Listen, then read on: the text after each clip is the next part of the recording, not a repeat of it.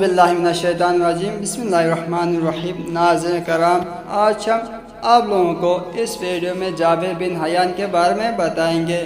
جابر بن حیان اسلام کے عظیم دانشوروں میں سے ایک تھا۔ جابر بن حیان علم کیمیا کا باپ تسلیم کیا جاتا ہے، یعنی فادر آف کیمسٹری جابر بن حیان ہی ہے۔ جابر بن حیان پہلے دانشور ہے جس نے علم کیمیا میں تجربات کو اہمیت دی۔ جابر ایک غریب اور معمولی گھرانے کا لڑکا تھا۔ آبائی پیشہ دوائی بیچنا تھا۔ باپ کسی جرم میں پھانسی پر لٹکا دیا گیا۔ یتیم جابر کی تعلیم و تربیت کا بوجھ سب ماں پر آن پڑا۔ ابھی جابر کم عمر ہی تھا کہ کوفے کے باہر دیہات میں اپنے خاندانی رشتہ داروں کے ہاں بھجوا دیا گیا۔ دیہات میں اس نے آزادانہ بچپن کے زندگی گزاری۔ تعلیم بالکل معمولی رہی۔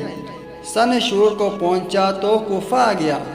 کوفہ کا ماحول علمی تھا۔ یہاں کے علمی ماحول سے وہ متاثر ہوا اور اس سے تعلیم حاصل کرنے کا شوق پیدا ہوا۔ مدرسے میں داخل ہوا اور مدرسے میں داخلے لینے کے بعد جب مدرسے کی تعلیم سے فارغ ہوا تو یہ اس کی جوانی کا زمانہ تھا۔ طبیعت میں تلاش و جستجو کا مادہ بہت تھا۔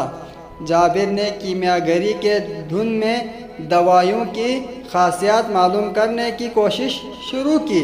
پھر قسم قسم کے دھات لے کر طرح طرح کی جڑی بوٹیوں کے ساتھ پھونکے لگائے۔ اس کا گھر تجربہ خانہ بن گیا۔ وہ ہمیں وقت نئے تجربات میں مصروف رہتا تھا۔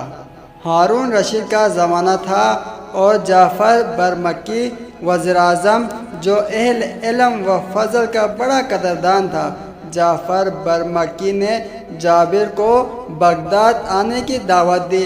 جابر نے اس کی دعوت قبول کر کے بغداد چلا گیا۔